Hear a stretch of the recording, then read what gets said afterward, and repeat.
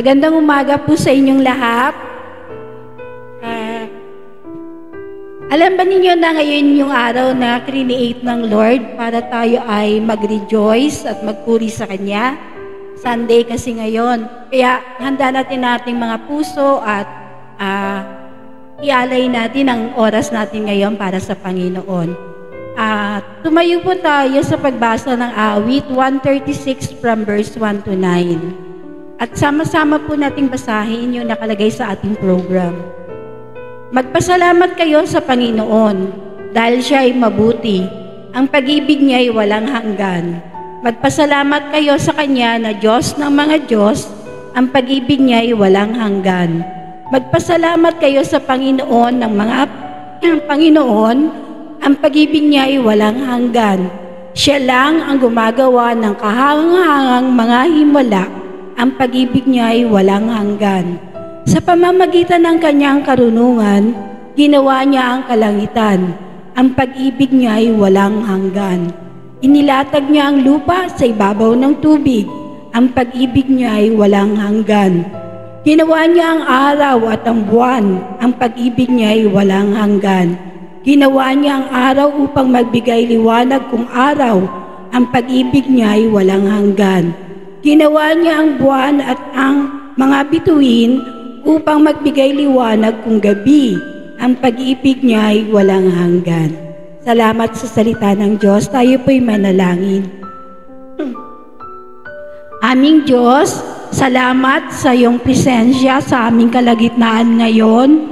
Naniniwala po kaming kasama ka namin at ang balak mo, Panginoon, sa bawat isa sa amin ay pagpalain. Hindi lamang po spiritually ng iyong mga salita, kahit na po sa ibang mga pangangailangan namin na iyo pong nababatid. Ngayong pong umaga, lumalapit po kami sa iyo, nagpapakumbaba, nagpapasiyasat ng aming puso, ng aming buhay. Kaya mo po, Panginoon, na maging humingi po kami ng tawad sa iyo sa mga pagkukulang at mga kasalanan ginawa namin laban sa iyo at laban sa aming kapwa. Hugasan niyo po kami ng banal na dugo ni Jesus. At ngayon, Panginoon, bigyan po niyo kami ng confidence, ng boldness to come before your presence where we can find you, our ever-present help in time of our need. Thank you, Lord, for your unconditional love. Thank you, God, for being faithful to us, though sometimes we are not. Thank you, God, that your blessing ay nag-uumapaw sa aming buhay, Panginoon. Kailanman, walang makakahadlang, sino man, anuman, upang kami ay yung pagpalain ng lubusan, upang maranasan namin ang pangako mong ikaw ay pumarito sa amin, upang kami ay magkaroon ng buhay, at buhay na masagana. Salamat po, O Diyos, na ikaw na nangangako sa amin ay tapat. Gagawin mo, ipupulfill mo, Lord, lahat ng promises mo sa amin.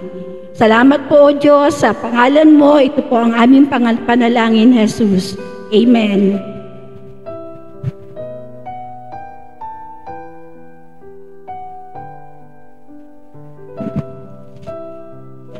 Good morning, church. Today we gather not simply as individuals, but as a united voice, ready to lift our hearts and hands to our God, the King of Kings. Now, let's sing of His greatness and His majesty. Holy is the Lord.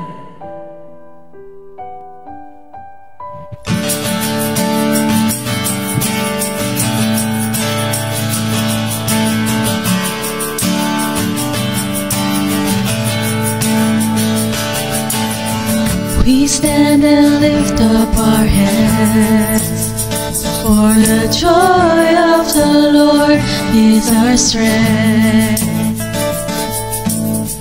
We bow down and worship Him now. How great, how awesome is He, and together we sing.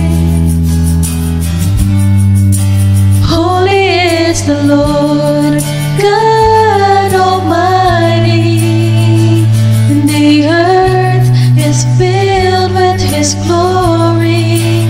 Holy is the Lord, God Almighty. is filled with His glory. The earth is filled with His glory. We stand and lift up our hands, for the joy of the Lord is our strength. We bow down and worship Him now. How great, how awesome is He, and together we sing. And everyone sing, holy is the Lord God Almighty. The earth is filled with His glory. Holy is the Lord God Almighty.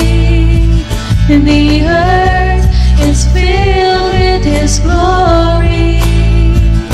The earth is filled with His glory. Yeah, it's rising up all around. It's the anthem of the Lord's renown. It's rising up all around. It's the anthem of the Lord's renown. Together we sing, and everyone sing.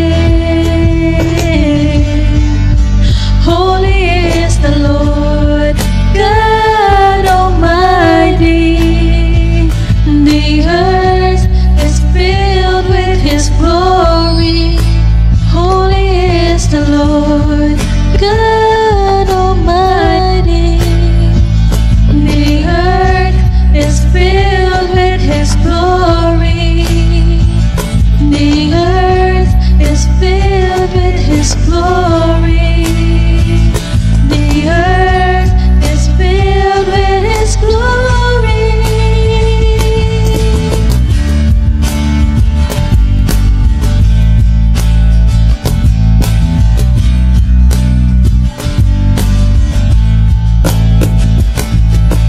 Holy, holy is the Lord Almighty.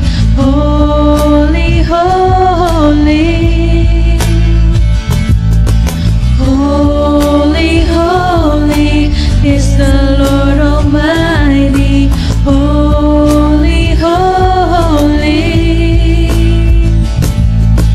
Holy, holy is the Lord Almighty. Holy, holy. Amen. Palakpakan po natin ating. Let's continue to sing, shout to the Lord.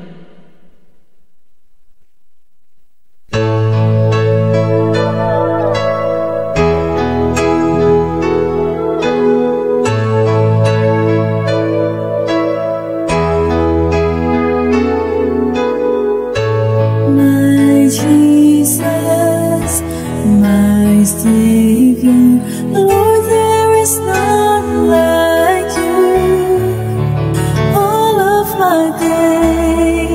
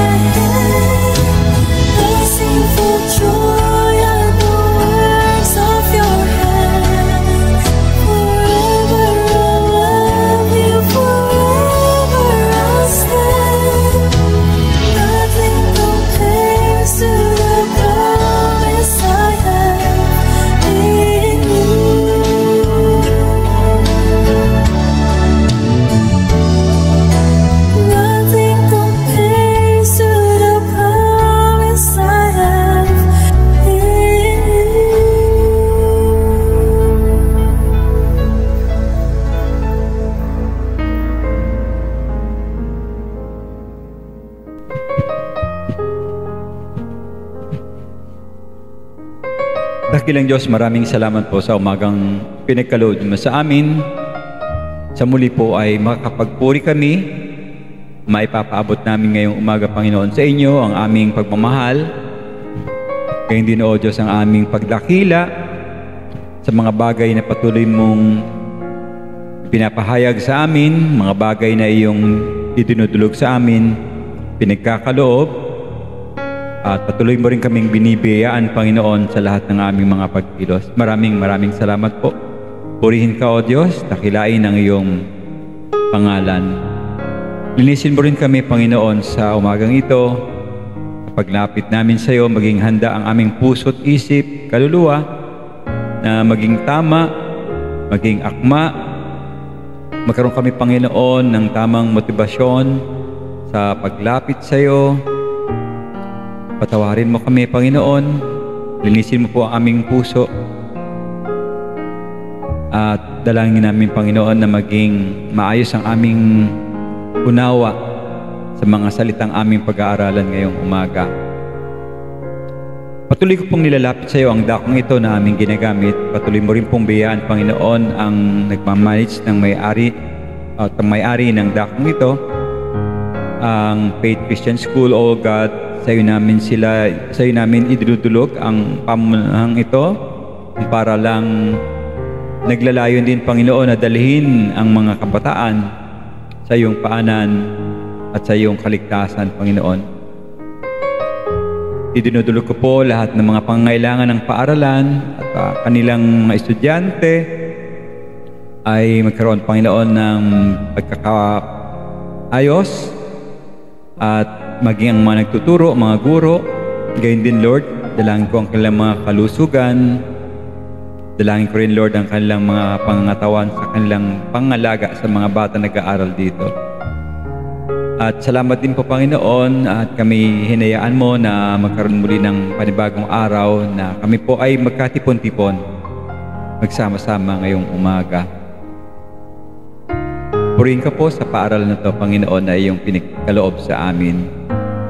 Dalangan naman namin, Panginoon, ang aming mga manggagawa, ang mga pastor ng Lifefield Church, lahat po ng aming manggagawa, kapanguna rin po ni Pastor Vince, Pastor Sunny, Pastor Jomel, Pastor Raymond, at kasama na rin po yung mga elders, Lord, ng si Brother Ray, Brother Manny.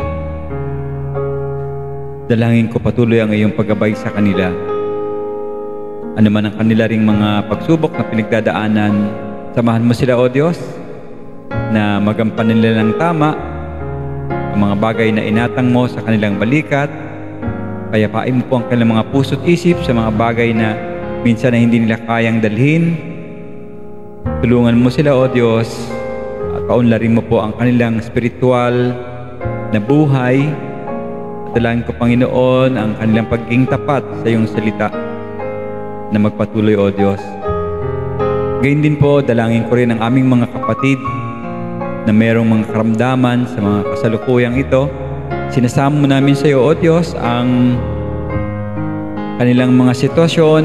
Inyo pong tulungan, palakasin, at makatulong, Panginoon, maging ang mga tabletas, mga iniinom nilang gamot. Nagkarooban mo sila ng kapahingahan din, Panginoon, kalakasan, dagdag na kalakasan, at pagtitiwala sa iyong dakilang pangalan, na ikaw ang tunay na nakakapagpagaling at manggagamot, O Diyos. Sinasama ko rin po, Panginoon, maging ang gawain namin sa dakong ito ng Kainta, yung aming pong upcoming event. Dalangin ko, Panginoon, na sa tulong ninyo, magkabuklod-buklod kami at maabot po namin ang mga pamilyang hindi nakakadalo sa simbahan.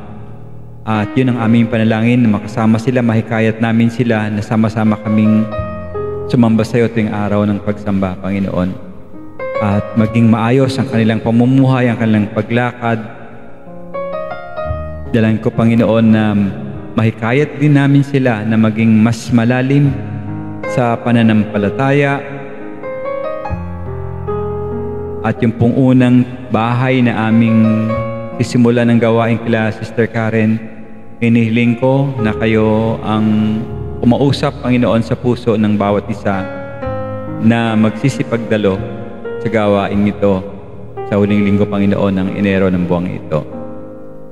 Tulungan mo rin po si Sister Karen bilang sila yung pinaka-host dun sa bahay, na mahikayat niya lahat ng kaniyang mga kamag-anak sa tahanang iyon. At dalangin ko rin, Lord, kung ano man ang kanilang mga kalagayan, problema, sinasama ko rin sa panlangin kanilang mga karamdaman, maging ang kanilang mga pangangailangan din sa spiritual. Maging pong aming upcoming din na home Bible study ay pangunahan mo rin, Panginoon, kung saan kami magsisimula. At idinudulog ko sa iyo na sana hindi lang yung miyembro namin ang aming maabot, maging mga ibang mga naninirahan dito sa villages ay aming pong mapuntahan at mabahaginan din ang iyong dakilang salita, O Diyos. Dalangin ko rin ang iba pang gawain ng aming mga kapatid sa Bulacan, si Pastor Jomer at saka si Pastor Raymond, si Pastor Sunny. Pangunahan mo po yung mga gawain nila doon. Kayo ang mausap din sa puso ng mga taong kanilang pinupuntahan. Dalangin ko, Panginoon, na magpatuloy ang kanilang paglakas, paglago, at pananalig sa iyong dakilang pangalan, O Diyos. Pagbayuhin mo po na maabot din nila yung mga taong dapat na maabot, Panginoon, mga hindi pa naniniwala sa iyo. Samahan mo po sila. Inaadalangin ko rin, Lord, maging ang kanilang mga pangangailangan po ng mga sambahan namin, mga iglesia sa financial. We pray, O God, for financial support. And we pray din, Lord, for provision mo sa lahat din po ng pangangailangan namin, materially and spiritually, Lord. Samahan mo rin kami ngayong umaga na maunawaan naming mabuti ang bansahing ibabahagi ni Brother Ray. Pangunahan po si Brother Ray, mangusap ka sa puso ng bawat isa na ang mensaheng ito ay tumimo sa amin, matatak sa puso namin, na ikaw, O Diyos, ang dapat naming sundin, magkaroon kami ng tamang pag-uugali. Dalangin ko rin patuloy ang aming bansa. Marami pa rin mga kaguluhan, marami pa rin corruption. But still, Lord, we are trusting sa mga liderato namin mula sa aming Pangulo. Dalangin po natin, mahipo sila, ang mga puso nila, masilawan ng liwanag ng iyong salita, ng iyong kapangyarihan. At minsan ay lumapit sila sa iyo, kumilala rin sila sa iyo na Panginoon at tagapagligtas. Dahil naniniwala kami, Panginoon, ito lang ang tanging solusyon sa pagkakaroon ng totoong pagbabago sa buhay ng isang tao. Maraming salamat po ngayong umaga. Ihanda mo po aming puso sa pakikinig ng iyong mensahe at maging sa aming pong iba pang gagawin ngayon sa aming fellowship. We pray everything in Christ's name. Amen.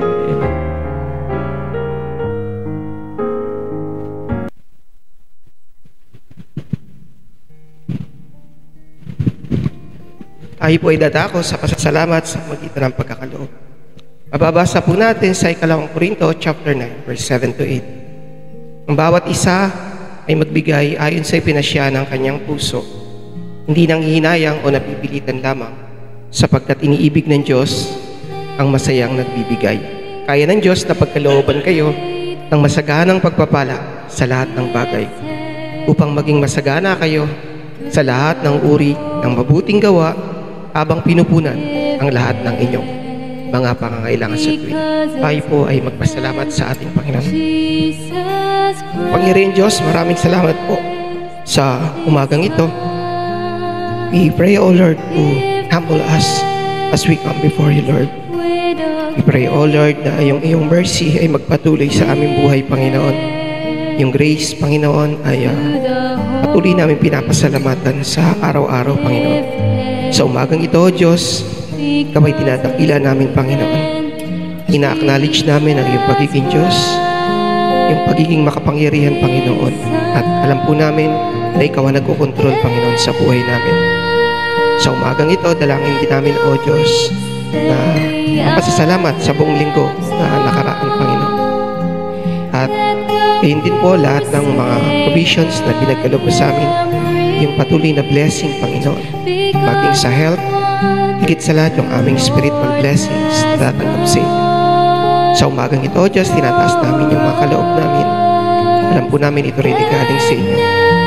Ngunit pinabalik namin ito na may pasasalamat sa inyo ngayon sa umagang ito. Lahat ng dinalangin namin, O Diyos, sa pangalan ni Jesus. Amen. Life Gift Church, it's giving. I am rich because of what the Lord has done for us. Give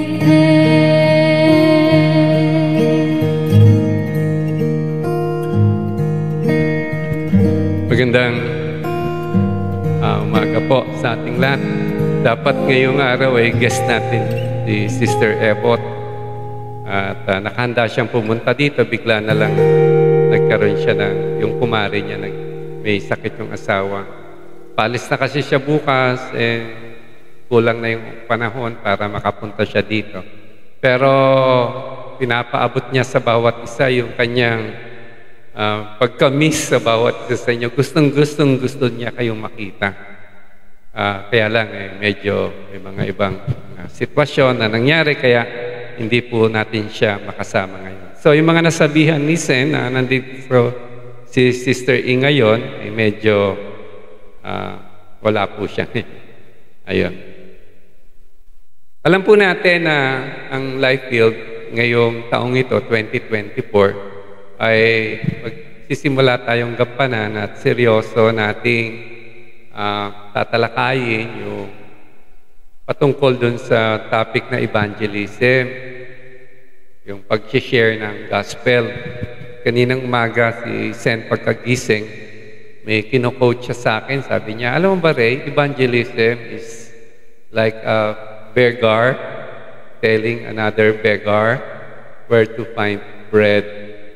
Yung share ni Sen kanina. Kaya sinabi ko lang para at least malakas ako sa kanya. Sabi ko yung quote niya. Pero it's more than bread that we're talking about when we speak about evangelism. It is life now.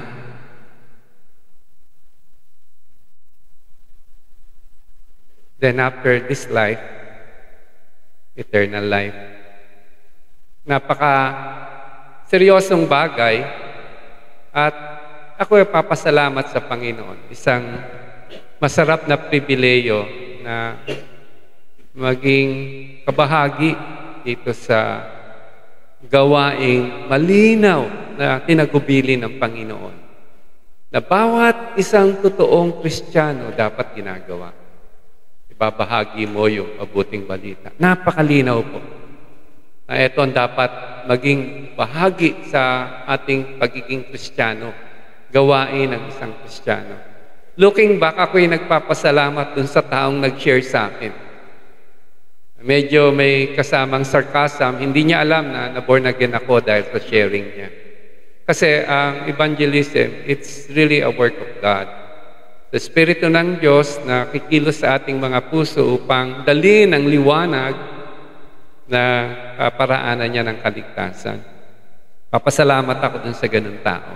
At isang araw, papanik tayo lahat sa langit. At isa sa mga hanapin ko siya para sabihin, thank you for sharing life to me. Gusto nyo ba isang araw, pagpunta natin sa langit, lahat naman tayo, mamatay di ba? Una-una lang. Si Sister Biggs, biniro ko nung ni Nainay sabi niya, I'll miss you, Nay. See you soon. Sabi niya, hindi. So, lahat naman tayo pero looking forward, pag dumating yung panahon na yon, somebody would come up to us and say, thank you for sharing life to me. Ilang taon na tayong Kristiyano? May nabahagi na ba tayo ng salita ng Diyos? Na i-share na ba natin yung mabuting balita sa kanila? May panahon pa. Huwag tayong manimdim kung hindi natin nagawa nun yun. Eto, binibigyan tayo ng Panginoon ng pangalawang pagkakataon para maging kabahagi dito sa isang napaka-noble task honorable na gawain ng pagbabahagi. Malungkot lang, hindi masyadong siniseryoso ng maraming mga mananampalataya. Pero sa biyaya ng Diyos, mga kapatid, ngayong taong ito, 2024, magampanan natin sama-sama ang gawain ng pagbabahagi ng mabuting balita sa iba. Kaya umpisa natin to sa pamilya ng mga santos, and we're praying that God would reach out to them. Yung talata po natin ngayong umaga, makikita natin na ang Panginoon pumili ng 27 sa Lucas chapter, Luke chapter 10. Uy! Nahulog, sorry. Walang. Sa Luke chapter 10 to. Pero yung Luke chapter 9, makikita natin yung Panginoon pumili ng 12. Ibig sabihin, talagang bahagi ng kalooban ng Panginoon yung pagpili para maging kabahagi dito sa gawain ng pagliligtas. At alam naman natin, bago pumanik sa langit ang Panginoon, nagtagubilin siya. Hindi lang sa 12, hindi lang sa 72, hindi lang dun sa 120, dun sa Book of Acts, hindi lang dun sa mga 5,000 na naging na born again nung nangaral si Pedro, kundi sabing ganun dun sa Book of Acts, lahat ng mananampalataya, saan man sila dinala, dala-dala nila yung sa kanilang buhay, yung mensahe ng kaligtasan. At ganun din dapat tayo. Tayo dapat ay nagdadala din ng mensahe ng kaligtasan sa ibang tao. Sabi nga ni Bernice dun sa kanta niya last week, people need the Lord. People need the Lord. Yung sa talatang babasahin natin dito, makikita natin na merong 4 na katangian. Dapat bawat isa sa atin na taglay upang maging epektibo tayo sa gawain ng paghahatid ng mabuting balita sa kapwa. Familiar po sa atin itong talatang ito. Kasi ito yung talata na binigay ng Panginoon sa atin nung tinatag niya ang Lifefield Church. At magandang balikan ngayong umaga, parang maging madiin sa bawat isa sa atin ang mensahe na bawat isa sa atin kasama sa mahalagang gawain ng paghahatid ng mabuting balita sa kapwa. At dito makikita natin ang mga katangian na dapat meron tayo para maging epektibo sa gawain ito. Samahan niyo po ako, basahin natin yung talata natin ngayong umaga sa Lucas chapter 10, verses 1 to 4. Pagkatapos nito, pumili ang Panginoon ng 72. Sila ay sinugo niya ng dala-dalawa sa bawat bayan at puok na pupuntahan niya. Sinabi niya sa kanila, napakarami ng aanihing, ngunit kakaunti ang mga nag-aani. Idalangin ninyo sa may-ari ng anihan, pagpadala siya ng mga mag-aani. Humayo kayo. Sinusugo ko kayong parang mga tupa sa gitna ng mga asong gubat. Huwag kayong magdala ng lalagyan ng pera, balutan o sandalyas. Dakilang Diyos, papasalamat po kami sa iyong salita. Ang panalangin namin, Diyos, pangunahan mo kami sa pagkakabasa ng iyong salita at nawa po magkaroon kami ng kaliwanagan bawat isa sa amin sa kita ng Santong Espiritu. Maunawaan namin ang napakahalaga pangangailangan ng bawat isa sa amin na dinadalangin namin ipagkaloob mo, Diyos, upang maging epektibo kami sa pagbabahagi ng salita ng Diyos. Salamat po. Ito ang panalangin namin sa pangalan ni Jesus. May 4 na katangian na mapapansin natin dito sa mga talata nating binasa. Kasi naniniwala ko si Pastor Norman naka-ready na yung mga topic sa atin para turuan tayo how to evangelize. Pero kahit anong runong natin, kahit anong galing natin, kahit anong dami tayong seminar na attendan, kahit alam na alam natin, pero tayo kung di kumpleto sa ating saloobin, dama sa ating buhay, na yung mga katangian na sinabi ng Panginoon, hindi tayo mag-evangelize. Sabihin na, bahala kayong buhay niyo. Diba? Wala tayong pakialam. Kaya dito, gusto kong dalhin tayo dun sa mga katangian. Nung pumili ang Panginoon sa 72, binili niya itong mga bagay na to. At gusto kong suriin natin upang nawa sa biyaya ng Panginoong Diyos, katokin niya ating mga puso. Gisingin niya ating mga ulirat. Yung mga natutulog nating mga espiritu na hindi naman tamad, pero wala tayong ganang mag-evangelize ba? Yan din yung prayer ko sa Lord. Naalala ko, iniiyak ko sa Panginoon. Sabi ko, Panginoon, patawarin mo ako kapag nanlamig ako sa pagbabahagi. Kasi nung bata-bata pa ako talagang init-init mo sa Panginoon. Sa jeep man, nakita mo yung mamang pagod. Sharean mo siya ng word of life. Sa school, nakita ko yung mga classmate ko. Nag-share ako. Pero ngayon, parang immune ka na. Nawa, sabi ko, Panginoon, mahabag ka po sa amin. Pakita mo muli, isingin mo ang aming ulirat, ang aming mga puso, ang aming mga buhay, upang madama namin ang kahalagahan ng pagbabahagi ng mabuting balita sa iba. At may 4 na katangian. Unang-una, manggagawa ng Panginoon, dapat may malasakit sa kapwa. Sabi dun sa talata, sabi ng Panginoon, marami ang aanihin, konti ang taga-ani. Ang Panginoong Yesus, sa tuwina, kapag ka nakikita niya yung karamihan, nakakaramdam siya ng pagmamahal, malasakit, compassion sa kanila. Nawa, ang Panginoon, ganun din, sa bawat isa sa atin, sa mundong ginagalawan natin, sana meron tayong compassion, malasakit, pagmamahal sa ating mga kasama. Nawa, pakita sa atin ang Panginoon yun. Doon sa Luke chapter 9, tinawag ng Panginoon yung 12 at pinahayo niya yung 12. Makita mo ang Panginoon, ito din sinasabi, napakadami ng aanihin, konti yung taga-ani. Kasi talagang sukdulan dami ang dapat makarinig ng mabuting balita. Marami hindi nila naririnig ang mabuting balita. Maraming gustong makaalam ng katotohanan. Maraming tao sa panahon ngayon nangangailangan para rating sa kanila na mahal sila ng Panginoon. Sino magsasabi nito sa kanila?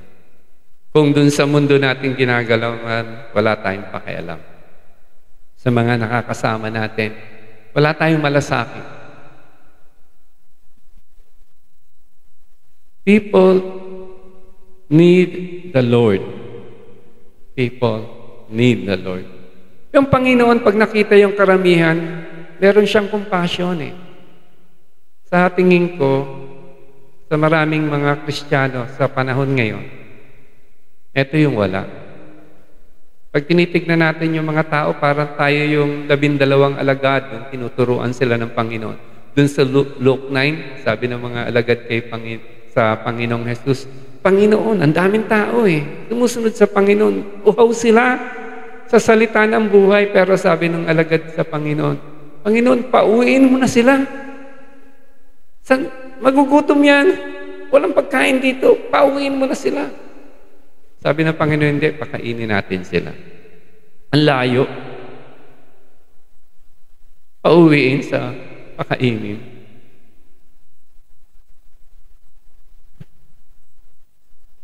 Tayo, paano natin nakikita yung mundong ginagalawan natin? Istorbo. hindi natin maramdaman na people need the Lord. Ang daming aanihin. Konti ang taga-ani. Daming aanihin. Konti ang taga-ani. Ang Panginoon nakabayubay sa krus, nagtatawa yung mga tao sa Kanya. Pero ano nakita niya? And there are people, God has compassion. Sabi niya, Panginoon, patawarin mo po. Patawarin mo sila, hindi naiintindihan yung ginagawa nila. Ganyan ang Panginoon. Makita yung mga tao, mapapahamak ang mga tao. Mamatay sila. Hirap yung mga tao na bubuhay dito sa sanlibutan, lalo na wala ka sa Panginoon. Pinaglalaroan ka ni Satanas. Buhay mo, binababoy ng Satanas. Papahamak sila. At alam nyo ba, sa Panginoong Jesus, ang kahalagahan ng kaluluwa ko at kaluluwa ng bawat isa sa atin dito. Mas mahalaga yan kaysa sa buong mundo. Ganun pagbabalyo ng Lord sa bawat kaluluwa. For what does it profit a man if he gains the whole world? Napasa kanya yung buong mundo, but forfeits his soul. Pero yung kanyang kaluluwa ay mawala. Ganun ka-importante yung kaluluwa natin sa Panginoon. Ganun ka-importante yung kaluluwa ng mga tao sa paligid natin. Diyan, pamilya na nga natin yan. O kaibigan na nga natin. Markada na nga natin.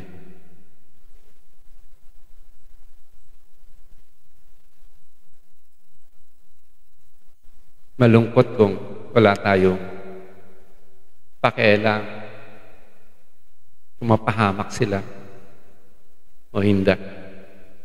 Okay na tayo, Sunday, dito naman tayo sa church. Nandiyan si Pastor Norma, preach. Ligtas tayo. Hallelujah. Praise God. Eh sila, wala tayong malasakit sa kanila. Never natin sasabihin sa kanila mabuting balita. Never! Bakit? Kaya tayo.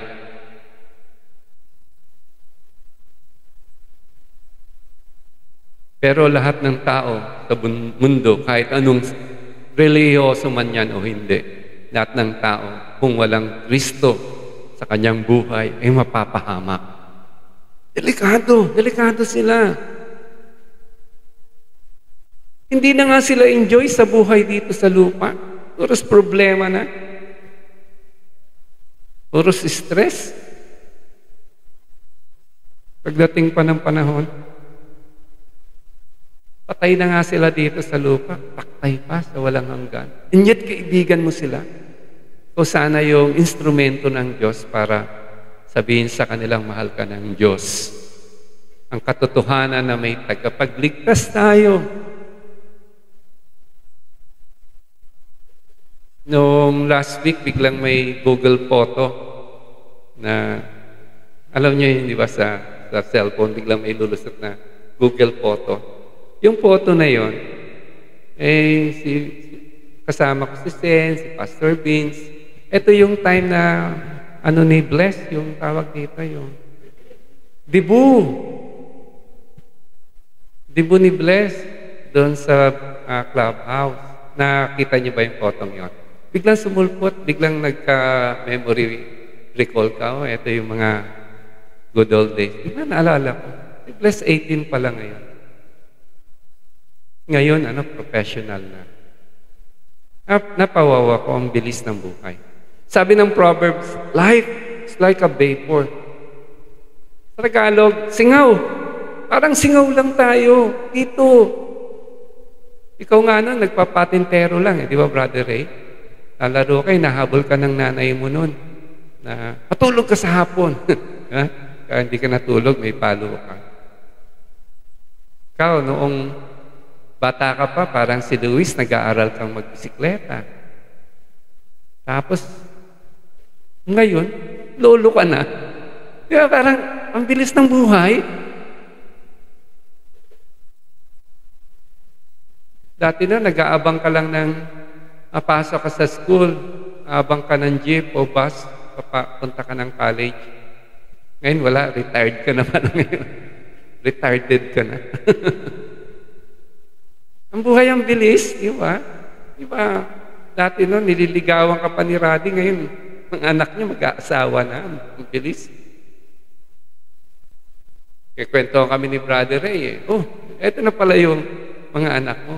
Yung malalaki na pala, na-miss tuloy natin sina Perry, no? Na Hansel, mga malalaki na pala yan. Hindi na natin nakikita. Pero ganun kabilis ang buhay. Life is a bliss. Kami nga ni Sen nung New Year, usap kami. Dahil dati nun, kasama namin si Hana. Ngayon, wala na. Si Hana, 3 na lang kami ni Jet. Sabi namin, tapos may nararamdaman pa kami. Isang araw, todas na tayo, Sen. Uwi na tayo sa tatay. That's the reality of life. It's a bliss. Pero mabuti na lang tayo, mga kapatid. May pag-asa. May pag-asa tayo. Kasi, pag wala ka na dito, dahil sa tiwala natin kay Kristo, walang karapat-dapat sa atin, biyaya ito ng Diyos na iligtas tayo sa lahat ng ating mga kasalanan, na pagpatawad yung ating mga kasala dahil kay Kristo. At kung tayo man ay darating dun sa kantungan ng buhay natin, pagkatapos ng buhay dito ay may buhay pang walang hanggan. May pag-asa tayo. Ito yung sabi ng Panginoon, the harvest is plentiful, but the laborers are few. Mga kapatid, kung wala tayong malasakit sa kanila, ito yung mamimiss nila. Alam mo ba, ikaw lang yung tsansa ng Lord para abutin yung mga tao sa paligid mo. Hindi nga kilala ni Pastor yun. Diba? Walang nakakilala dyan, ikaw lang. Ikaw lang ang instrumento ng Lord. Pero kung hindi ka may malasakit sa kanila, wala kang pagmamahal, totoong compassion sa kanila, wala lang. Okay lang tayo. Diba? Kaya nga sabi ng Panginoon nung sinatawag niya yung 72, napakadaming aanihin. Ibig sabihin, ang puso ng isang Kristiyano, mananampalataya, dapat ito nakikita. Ang daming tao na kailangan ng Panginoon. People need the Lord. Kailangan nila ang Diyos. Hindi mo paparatingin ang pagmamahal ni Kristo, ang katotohanan ni Kristo sa kanila, malibang mahal mo sila. Kaya laging illustration ko nga, yung bahay nasusunog eh. Hindi mo pwede sabihin, nakakahiya naman. Gigisingin ko. Susunog yung bahay niya. Natutulog sila eh. Baka naman magising. Pero yun yung dapat gagawin natin, di ba? Kakaya ba yun? Lack of compassion on our part. Yan yung una na dapat natin, meron tayong tinataglay, meron dapat tayong compassion sa kanila. Dapat makita natin yung mga tao gaya ng pagtingin ng Panginoon sa kanila. God so loved the world, mga tao. He gave His only begotten Son, that whosoever believes in Him will not perish, but will have eternal life. Pangalawa, sabi dito ng Panginoon, ang manggagawa, ito yung dapat meron tayong saloobin, no? Yung una, dapat meron tayong malasakit sa kapwa. Pangalawa, dapat ang manggagawa ng Panginoon ay dapat marunong tayong manalangin. Ipipray tayo. Lalo na sa work ng evangelism, hindi naman ito trabaho mo. This is the work of God. Tayo ay mga instrumento lang. Maraming gustong sumampalataya kay Kristo. Pero kulang ang nagsasabi sa kanila ng katotohanan ni Kristo. Sabi ng Lord, idalangin mo na sa may-ari ng anihan, magpadala siya ng maraming manggagawa. At alam niyo ba na kapag tayo nanalangin, ito nga, dapat maging bahagi ng pananalangin natin to araw-araw eh. Kasi si Jesus prayer request mismo to eh. Pray. Sabi ng Lord, ipag-pray mo. Parang tayo, pagka may prayer request tayo, ano ba ang prayer request natin? Lord, pagalingin mo ako. Lord, bigyan mo ako ng tinapay.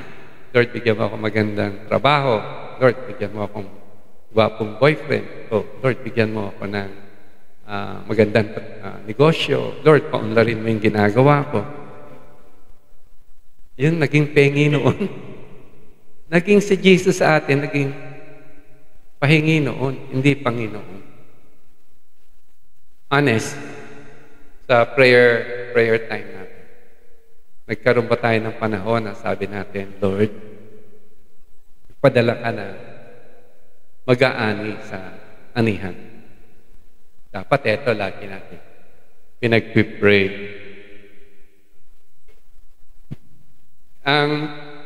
Sa sitwasyon ngayon ng maraming Kristiyano, kung susuriin mo, mas interesado lang sila dun sa sarili nila. Ano yung makuha nila sa Panginoon. Pero yung giving back to God, what God want them to do, medyo negative, marami. Kasi interest nila, sarili lang. Pero ito, kung interest mo ay interest ng Panginoon, pagpipray mo na magpadala ng taga-ani. Alam mo ba na pagka ikaw nagpipray ng ganito araw-araw, sasagutin ng Lord yan. Sagutin ng Lord yan. Sabi mo, Lord, padala ka ng mag-aani, ng manggagawa sa anihan. Yan yung prayer na sasagutin ng Lord. Alam mo kung sino yung papadala ng Lord? Alam na this. Ikaw din. Kaya wala siguro nag-pray na ganyan eh. Pero papadala ka ng Lord. At saka hindi lang ikaw, siyempre, papadala ng Lord yung iba pa para. Pero we need to pray this prayer kasi ito yung prayer ng Lord. Nung mga bata pa kami ni Sen, yan yung prayer namin ni Sen, magpadala ka Lord ng manggagawa. Kaya ang nangyari sa amin ni Sen, nung mga bata pa kami, hindi ko pa nga siya girlfriend doon eh. Nag-church planting na kami noon ni Sen. Punta kami sa Indang, tayo kami ng simbahan, tapos punta kami doon sa Bulacan, pagtayo kami ng simbahan. Mga dalaga pa siya, binata ko. Hindi pa kami mag-shoot up nun. Hindi pa kami mag-boyfriend. Pero ikita kami sa ilalim ng tulay ng Guadalupe, kung alam mo yun, Brother Ray. Hinihintay ko siya doon pagpunta na kami. Tuwing Sabado. Mga professional na kami. Monday to Friday, ang daming trabaho. Pag Saturday, sabi ni Sen, maglalabaw pa siya sa umaga. Ako, senyorito naman sa bahay. Saturday, hapon, punta naman kami sa Indang. Overnight kami dun sa isang bahay doon. Tapos share kami ng gospel sa Sunday. Uwi namin Sunday. Kasi we prayed the prayer. Ano? Pray kayo? Pray nyo sa inyong quiet time. Lord, send workers. Makita mo, isa sa uunahin ng Lord na ipadala, ikaw. Kaya pagka sinagot ng Lord yung prayers natin, siguro next year, hindi na tayo kasya sa room. Diba? Sama natin sa prayer natin, ha? That God will send workers.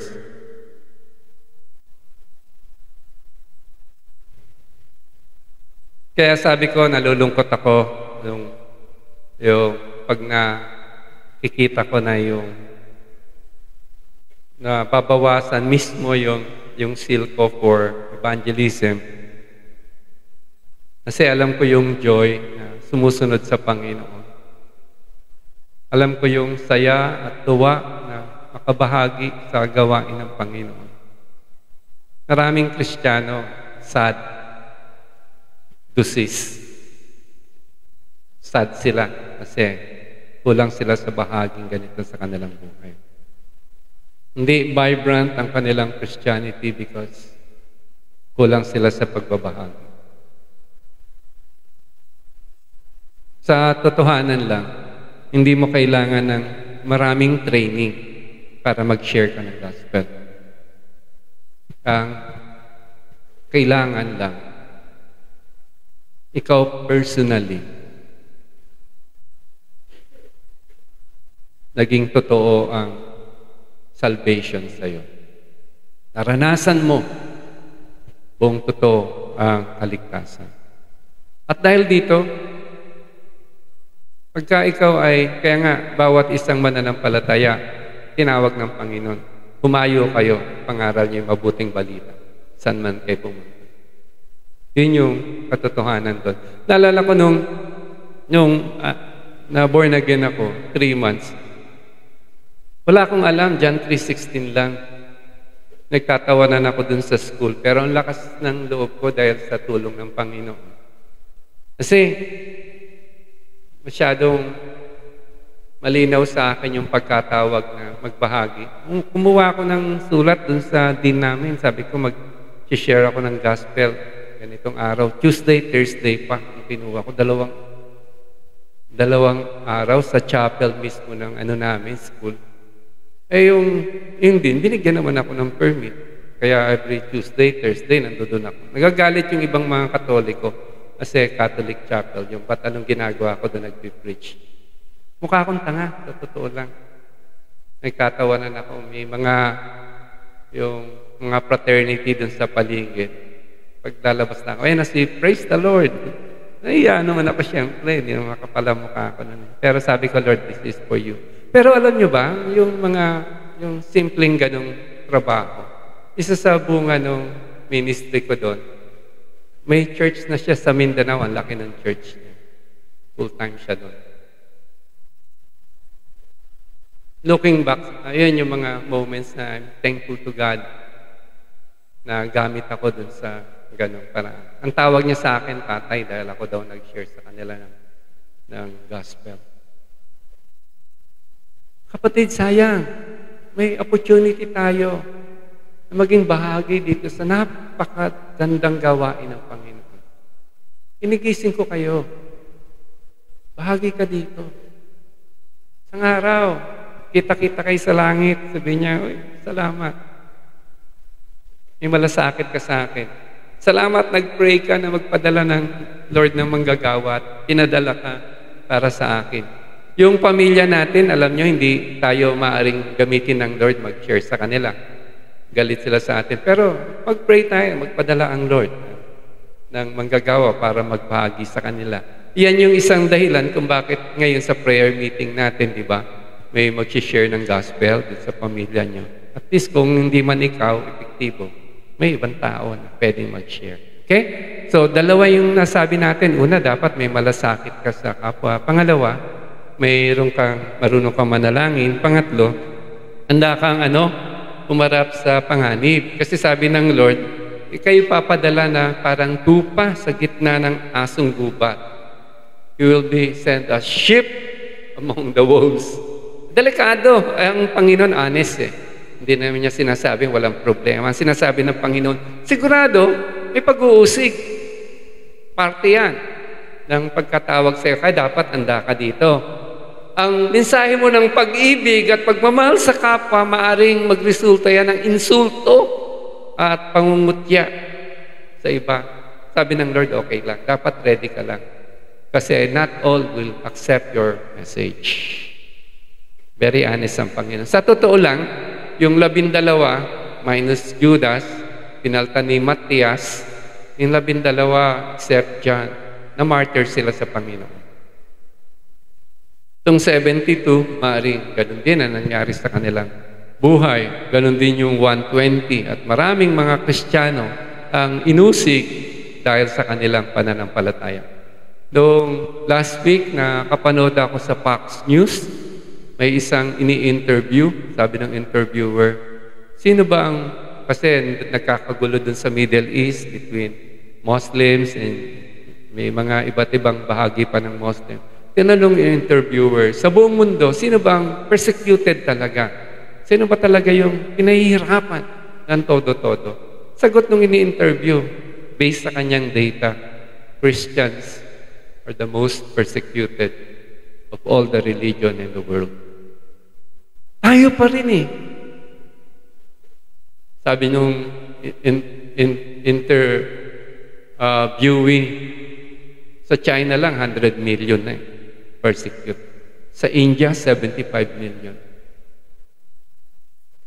Doon pa lang. Throughout the world, miski tayo, kapag nag-share tayo ng gospel, be ready din. Insulto tayo. Kaya siguro, takot yung iba mag-share dahil may insulto. Kasi part ng calling natin yun eh. And God, Jesus is honest about it. If we're serious about sharing the word of life, then be ready to face persecution. Kaya nga, parang mga tupa sa gitna ng mga asong gubat, sabi ng Panginoon. May danger. Kaya dapat maging matalino din tayo in sharing the gospel. Maging prayerful tayo, di ba sabi natin? And then matalino tayo how we can effectively share the gospel to others. So, hindi naman sasadyain natin ay persecute tayo ng tao, di ba? Siyempre, kailangan din ng wisdom in doing God's work, di ba? Ako naalala ko si Pastor Vince, nung nandito siya, gustong-gusto niya mag-preach ng gospel dun sa mga tao, sa area na informal settlers. Sinamahan ko yan si Pastor Vince. May picture kami, nag-preach siya sa ilalim ng hagdanan. Doon sa informal settler area yon. Pero bago ko dinala si Pastor Vince doon, dahil Amerikano, sinigurado ko naman, ligtas siya. Diba? Mahirap naman pag namas ni Pastor Vince doon, may bukol o binato ng kuwan. Kaya sinigurado ko sa mga pupuntahan doon na okay naman. Yung sigurado na, sige, go tayo. Minsan, dumalaw kami ni Pastor Vince kay Brother Ray. Si Brother Ray ay confined sa PGH. Dumalaw kami to pray for Brother Ray. Sasakay kami ng LRT. Si Pastor Vince yung first time yatang sumakay ng LRT nun. Sabi ko, yung wallet mo, medyo ingat lang kasi may siksikan dito. Kaya nung all throughout the trip, talagang siksikan. Lalo na papunta ng top. Pero yung gano'n naman, pwede naman nating ingatan yung sarili natin. Hindi natin sasadyain na persecute tayo. All throughout the trip, tinitignan ko si Pastor Vince, baka may dumidikit na kung ano. Kasi kung sasakay ka, Brother Ray, sa LRT ngayon, papaalalahanan ka lagi. Mag-ingat, mandurukot, di ba? Ang dami niya sumasabay. So, yung gano'n, ibig sabihin, hindi natin may kakaila na when we share the gospel, we'll be persecuted, may pag-uusig. Pero hindi naman natin dapat hanapin na usigin tayo, pahirapan tayo. Kailangan may wisdom din paano gagawin yung pagbabahagi ng mabuting balita. Amen ba doon? Naiintindihan niyo yung sinasabi ko? May matalino din tayo. Dapat kasama sa prayer natin. Paano natin i-approach yung tao, kung kaibigan man natin yan, para effective tayo. Ako kahapon mangungutang ako kay Jet May pera yun, ako wala Pero bago ako mangutang, nag-pray ako. Lord, sabi ko, nahiya ako sa anak ko, pero mangungutang ako sa kanya. Sabi ko, nag-pray ko muna. Kataas ng prayer. Jet, sabi ko, pwede mo mag-share sa'yo ng problema. Sabi niya, ano po yun? Pwede mo mangungutang? Sige, magkano? Uy! Sinagot ng Lord agad. Sabi ko, tuwa lang ako kasi yung mga simpleng pangangailangan sa buhay, di ba? May sakit ka, pag-pray mo sa Lord, Lord, sana pagalingin mo. Ito pang napaka-importanting bagay ng pag-share ng gospel. Ba't hindi mo balutin ng panalangin itong gawain ito? Yan ang sinasabi ko kasi may pag-uusig na sinabi ang Panginoon na mangyayari. Katunayan, historically, yan nga yung sinasabi natin. Maraming mga Kristiyano hanggang sa panahon natin ngayon ang patuloy na inuusig. Amen ba doon? Kasi yun yung pangatlo. So, tatlo na. Ito yung mga katangian na sinasabi natin, makikita natin dito sa pagkatawag ng 72 na dapat tinataglay. Unang-una, dapat siya ay mayroong malasakit sa kapwa. Pangalawa, siya ay dapat marunong manalangin. Pangatlo, dapat siya ay handang humarap sa panganib.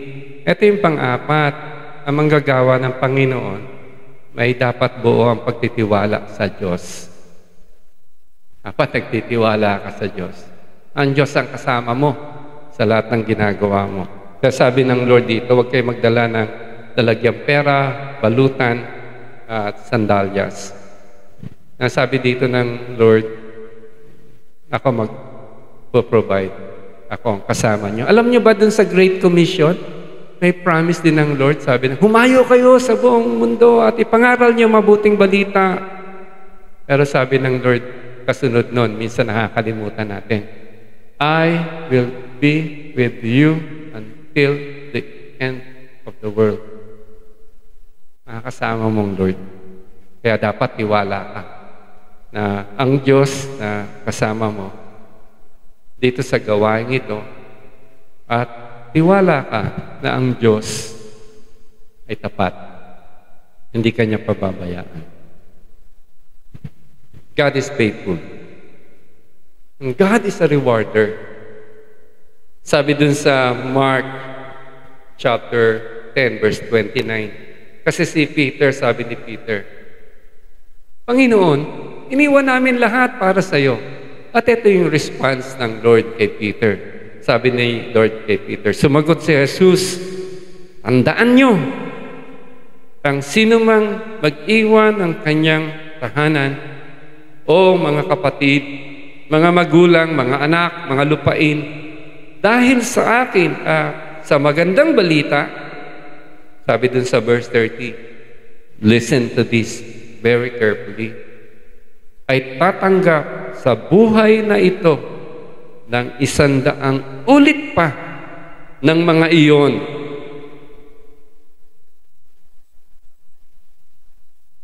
Tama ba yung malinaw ang pagkabasa ko? Ulitin ko. Parang hindi malinaw. Tandaan nyo, ang sino mang nag-iwan ng kanyang tahanan, o mga kapatid, o mga magulang, mga anak, mga lupain, dahil sa akin at sa magandang balita, ay tatanggap sa buhay na ito ng 100 ulit pa ng mga iyon. Ano yung mga iyon?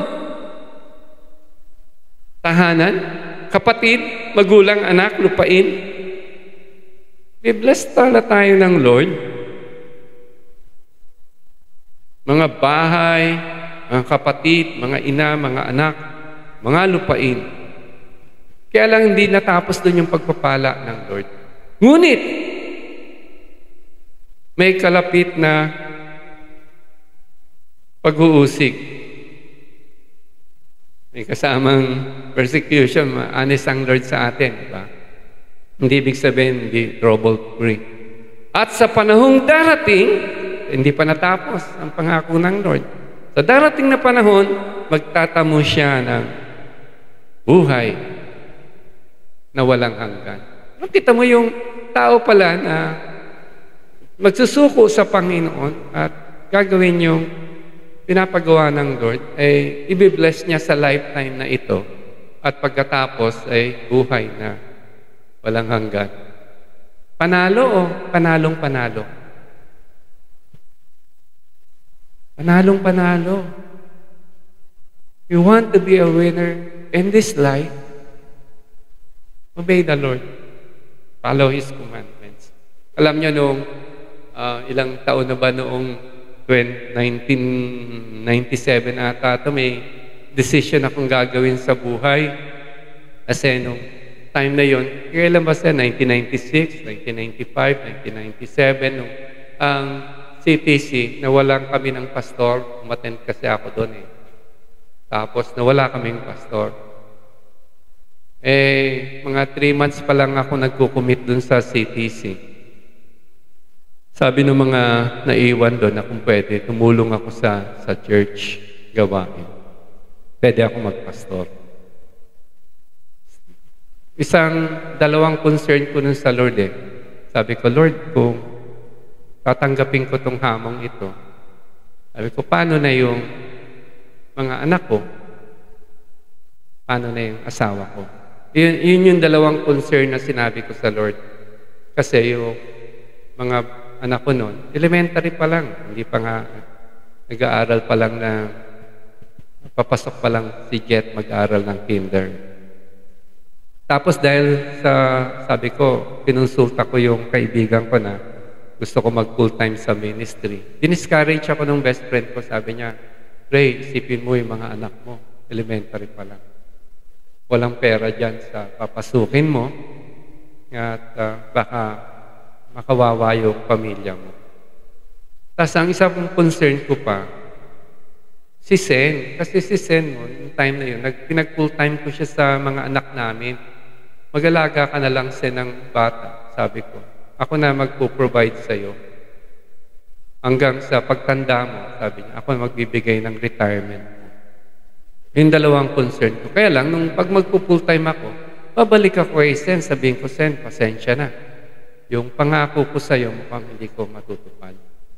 So, yun yung dalawang concern na pinag-pray ko sa Lord. Lord, sabi ko, tatanggapin ko yung hamon ng simbahan, maglingkod, pero dalawa tong concern na talagang muusik sa isip ko kasi pagka nagkamali ako dito sa gagawin ko, ang magsasuffer, hindi lang naman ako. Sila yung mga mahal ko sa buhay. Ano yun? Ilang years na yan? 25 years ago? Looking back, alam nyo, sa kabutihan ng Lord, yung dalawang anak ko, nag-graduate yan, college. Ang liit ng sweldo ng pastor Pero si Hana, Miriam pa yan. Exclusive pa. Tapos si Jet, makuha pa. Quarterms. Pagtapos namin. Tapos ngayon, sabi ko nga kanina, daming pera nung anak ko, doon ako nang umutang. Pinautang naman ako. So, tapat ang Lord. Sabi ni David, once I was young, now I'm old, but I have never seen a righteous man forsaken or his children begging bread. Hindi, ang sinasabi ko lang dito, hindi tayo matakot sa gagawin natin kasi tapat ang Diyos. Hindi man nakita ng mga tao sa paligid natin yan. Pero alam nyo, ang Diyos, markado yung buhay mo. Ito yung taong pagpapalain ko ng gusto. Tumatanda na si Sen. Pray ako. Iyak na ako sa Lord. Sabi ko, Lord, ito pang isa. Sawa ko, kawawa. Wala man lang pang Jollibee ito kasi pinatigil ko. Tapos wala akong perang pambigay sa kanya. Isang araw, bigla may tumawag sa kanya. Pinagre-report siya sa DSWD. Wala nang interview. Kilala siya nung pinag-report siya na magtrabaho doon. Yung record breaker ang Lord, hindi dahil magaling si Sen. Siguro magaling nga din to si Sen. Pero mas magaling ang Lord sa kanya. Kuha niya every 2 years, promoted siya hanggang naging director siya. Kaya ngayon, may pension siya. Hindi galing sa akin, pero galing sa Diyos na matapat sa kanyang buhay. Kapatid, baka struggle ka ngayon sa buhay, parang ano yung pinaka-best life na pwedeng meron ako. Ito yun. Magtiwala tayo sa Lord. Paglingkuran natin siya. Ano mang estado meron tayo, pakita natin sa Panginoon na yung importante sa Kanya, yung kaluluwa, maraming taong napapahama, importante din sa atin, na kung paano niya tignan yung mga tao na minamahal niya, ganun din natin tinitignan yung mga tao sa paligid natin na minamahal ng Diyos. At tayo yung magiging instrumento ng Diyos para iparating sa kanila. Mahal kayo ng Panginoon. May tagapagligtas. At lalo na dun sa nawawala ng pag-asa. At nangangailangan ng buhay. nawa tayo yung maging instrumento. Pero kailangan 4 na katangian ng taglay natin. May malasakit tayo sa kapwa natin. Nagpipray natin sa Lord, patuloy magpadala ng mag-aani sa kanyang anihan. Pangatlo, dapat ay handa tayo. Marap sa mga pag-uusig at pang-4, buong buo dapat ang ating tiwala sa Lord. God is a rewarder. God is faithful. Kahit may mga pagkakataon na hindi tayo faithful. Baka mas maraming pagkakataon na hindi ako faithful sa Lord kaysa naging faithful ako sa Lord. Ayoko dun sa sharing na parang bidang-bida si Ray Parol. Sa totoo lang, ako'y pagaya ni Paul, masyadong makasalanan. I am the worst of sinners. Ang buhay ko hindi perfecto. Ako'y nag-struggle kagaya ng bawat isang taong nabubuhay sa sanlibutan sa kasalanan. Pero ang Diyos tapat. Ang Diyos ay Diyos ng pag-ibig. Isang pribileyo para sa akin. In spite of who we are, God can challenge us to be His laborer in His vineyard. This is a special privilege from God. Hindi dahil ng mga santo, santa tayo. Hindi dahil tayo yung buhay na angat sa iba. Hindi dahil kung ano pa man, makasalanan din tayo, kagaya nila. Sabi nga ni Sen kanina, we are beggars, just telling other beggars where to find bread. Ganun tayo. Tayo yung mga patay sa kasalanan na gagamitin ng Diyos, sabihin dun sa ibang patay sa kasalanan kung saan makakasumpong ng buhay. And I pray, by God's grace, maging bahagi tayo nito. Hindi lang ngayon, kundi hanggang sa wakas ng ating buhay. Nasa dulo na rin kami. Natatanda na sa verse niya. Sabi ko nga, life is a bliss. Biro mo nun, naglalaro ako ng patintero. Nahabol ako ng nanay ko. Tapos, walang kabog-abog. Naging professional na pala. Tapos nakapag-asawa. Pag may pamilya na. Tapos ngayon may apo na. Ano pang susunod? Alam niyo na. Alam na natin eh. Pero paano? Anong iwan mo dito? Anong legacy iwan mo sa kanila? At pagkatas ng buhay mo dito, paano na?